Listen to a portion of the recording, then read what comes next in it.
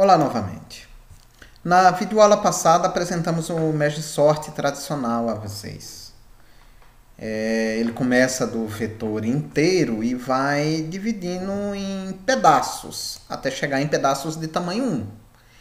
Depois dessa etapa de cima para baixo, top-down, ele retorna de baixo para cima, bottom-up, intercalando os vetores, até conseguir ordenar o vetor inteiro. Com isso, nós podemos pensar em uma versão iterativa do MergeSort.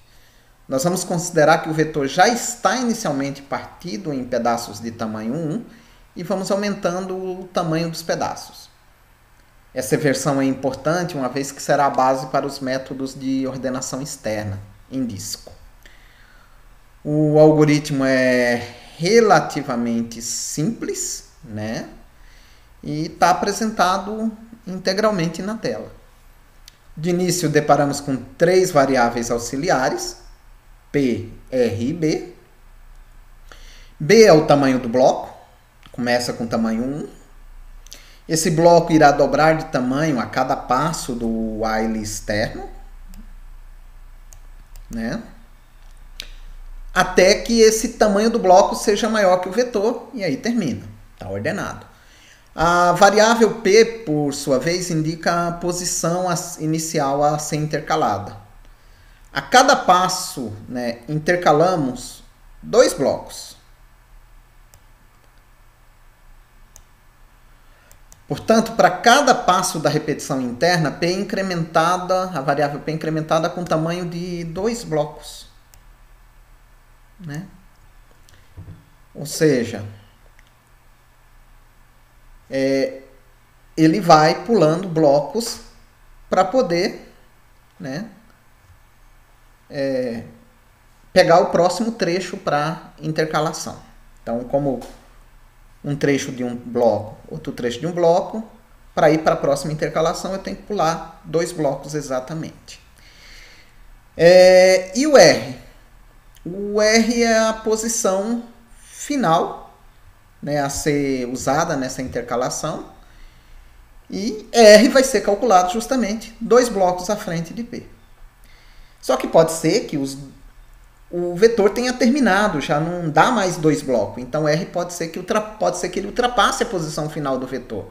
Então eu ajusto R para apontar para essa última posição, caso necessário.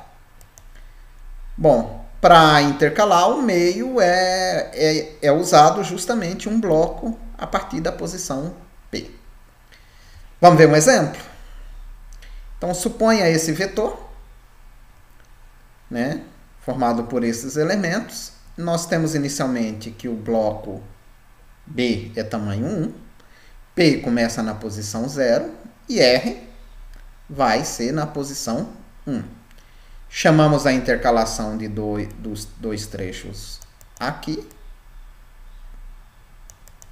E intercalamos. Na sequência, vamos incrementando o valor de P, que vai receber 2 vezes o tamanho do bloco.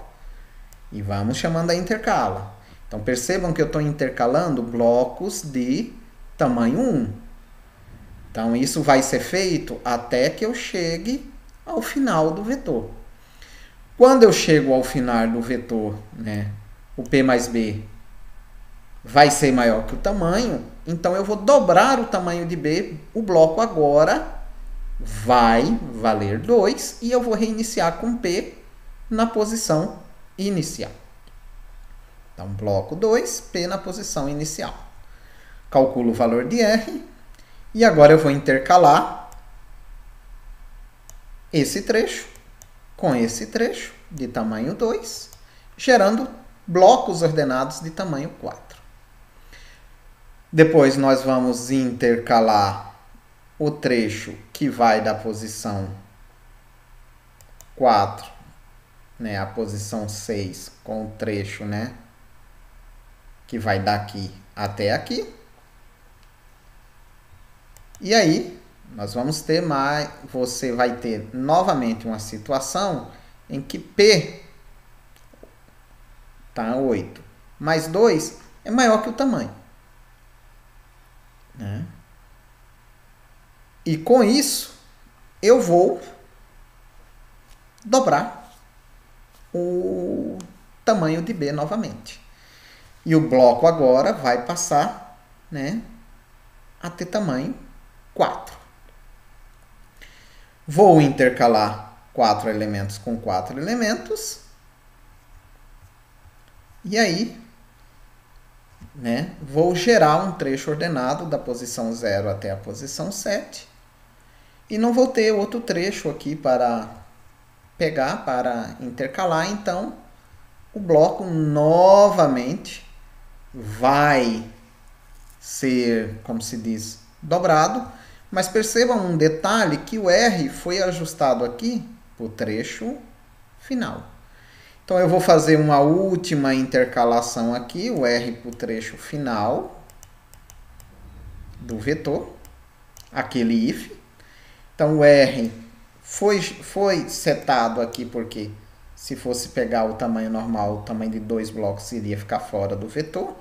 Como ele foi configurado para o tamanho final, né, o segundo trecho tem tamanho 2 apenas. Então isso é tranquilo para o algoritmo de intercalação.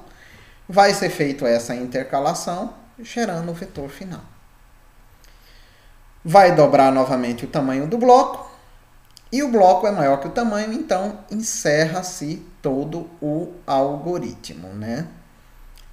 Então é importante que você implemente esse método, faça testes, coloque impressões. E antes de finalizarmos, é importante comentarmos para o Merge Sort, né, de uma maneira geral. Ele é um método bastante eficiente, sendo preferido em algumas estruturas, listas encadeadas, por exemplo, e como base para a ordenação externa. Algumas bibliotecas o implementam como padrão em várias situações, né? Nessas situações ele sai-se melhor do que o Quicksort. Tá? É isso. Em nossa próxima videoaula iremos ver alguns exemplos usando ordenação. Aguardo vocês.